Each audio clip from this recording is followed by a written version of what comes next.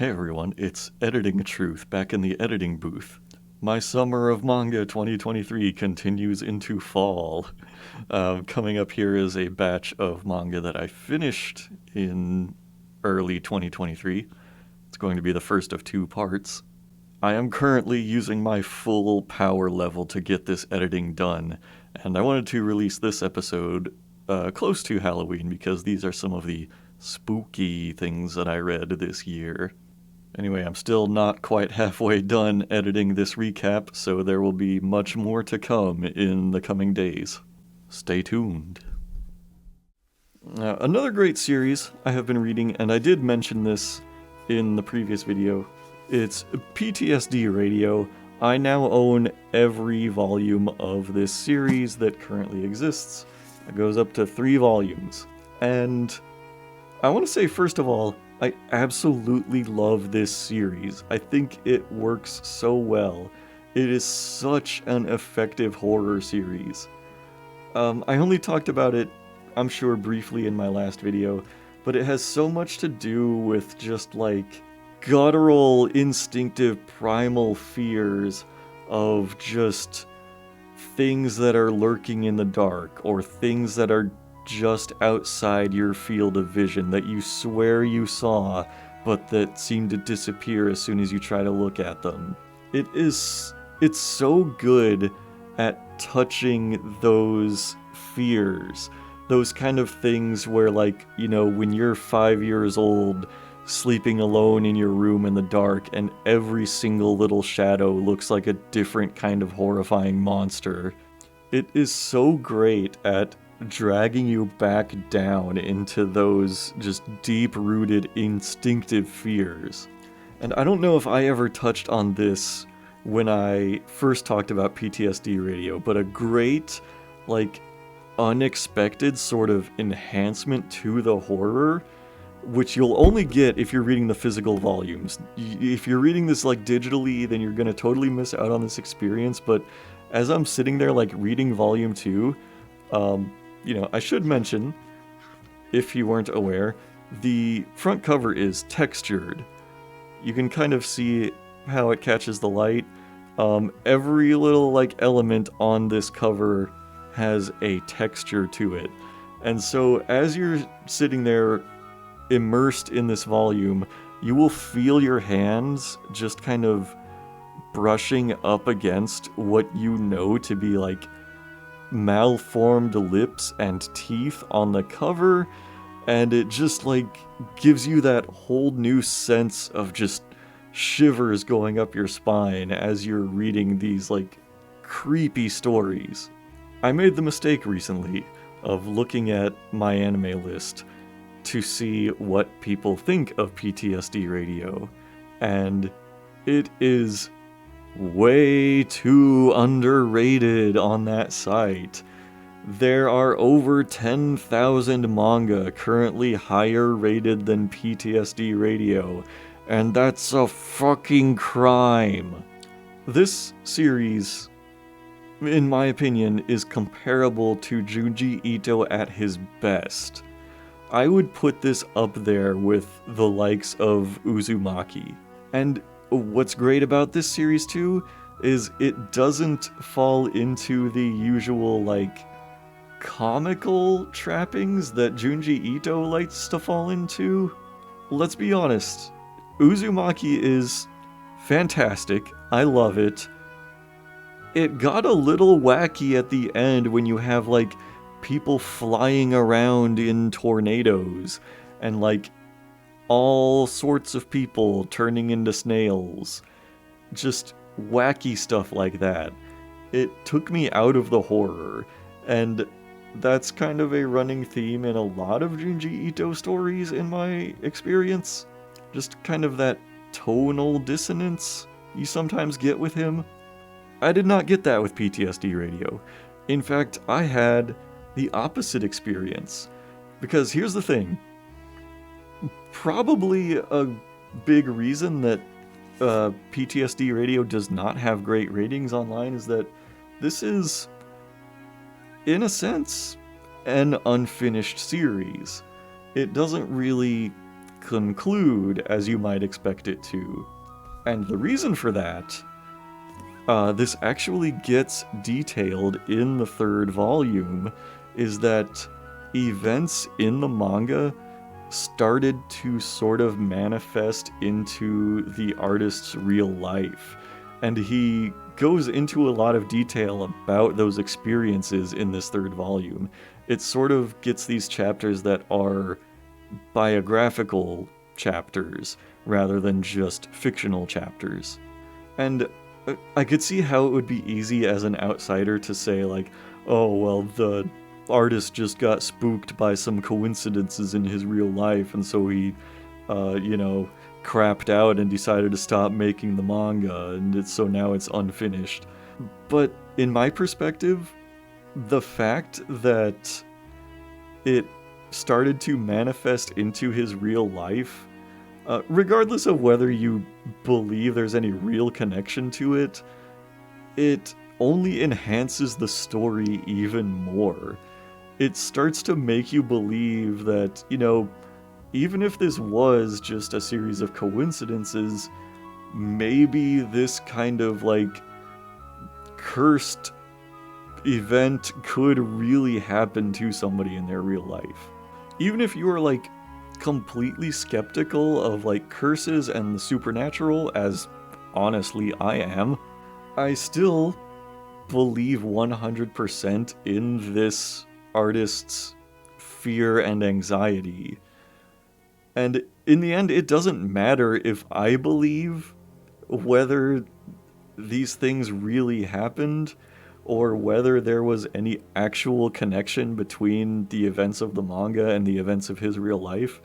Just the fact that it had that big of an impact on him, in my opinion, only enhances the fictional story. It starts to blur the line of reality. And so in a way, I think having the story unfinished only makes it all the more terrifying. One complaint that I have seen people level at Junji Ito, and that even I myself has sometimes leveled at his stories, is that the endings will often be just really disappointing. They'll just be no good. They won't explain anything. You'll never get a deeper understanding of why anything in the story happened. And I have, in recent years, come around on that kind of ending, and I've had the thought of horror is all the more horrifying when there's no explanation for it. The most horrifying horror is just senseless. Because if you can explain everything, and you can rationalize everything, then it makes it easier for the fear to go away. You can think, oh, this is why that happened to me. This is how I need to move forward, and this is how we prevent such a thing in the future. But when you don't have that satisfying conclusion to tie everything up into a bow, it leaves you feeling more hopeless. It leaves you feeling like, okay, if this happened to me, I would have no idea what to do. And in a way, I think that makes horror a lot more effective. Granted, it's not satisfying, but it's more effectively tapping into that emotion of fear. We mitigate fear by rationalizing and explaining things away. And when you can't explain what happened, when you can't rationalize what happened, you're just left hanging on to that fear. And I think that's why a lot of people reject a series like this, where you don't get a satisfying conclusion, is because you don't want to just go into something, get scared, and then finish it with that fear still hanging on. But it's my belief that honestly makes horror work a lot better. And that's why PTSD Radio honestly might be a 10 out of 10 series for me. Let's see. Also, I wrapped up reading Orochi by Kazuo Umezu. I felt like Orochi was fine. I don't love it nearly as much as what I would consider his masterpiece, The Drifting Classroom. And Orochi follows more of an anthology structure. Honestly, like some of the stories in the series, and it's not a very long series, barely even feature the main character known as Orochi. This might sound weird, but I feel like a lot of the appeal of Orochi for me is less in reading the actual story of Orochi and more in just getting a broader picture of this artist's style, and of his voice. I noticed a big recurring theme of his has to do with childhood, specifically with childhood trauma and how people deal with things like that as a kid and how those kind of events shape people. You get that big time in The Drifting Classroom, but you also get sort of smaller versions of that kind of story in a lot of the stories of Orochi. So, I would say that that's worth a read if you're big into The Drifting Classroom and you just want to read everything by this artist. I'd say it's still worth your time, but by far Drifting Classroom is the best thing he ever made, I believe. Although, he has a new series coming out in English, newly published in English series. This originally came out in the 70s or 80s or maybe even earlier, I don't know. But his series called Cat-Eyed Boy is supposed to come out later this year in English for the first time, and I will probably give that a try also, just to see kind of how it stacks up against his other series. Also this year, I finally got to finish reading Monster. This one took me a long time just because I insisted on reading the physical print volumes, and for whatever reason, Viz is really bad at keeping those volumes in print. So once in a while, they would just do a small printing of some of the volumes, and so I would be able to get a hold of one or two of them here and there, and it took me until just this year to finally get to the end of the series. And I'm not gonna dive into a whole lot of detail about it, other than to say I love Monster. Naoki Urasawa is a master of the craft. Monster absolutely lived up to all of the hype I heard about it over the years. I am planning to watch the anime as well, and I think I like it even more than 20th Century Boys.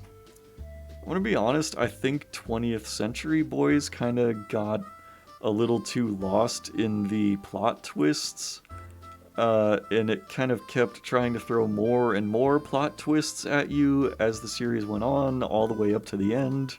And to kind of drive my point home about 20th Century Boys, one of the big driving mysteries in that series is that, there's this mysterious villain character who calls himself just Friend.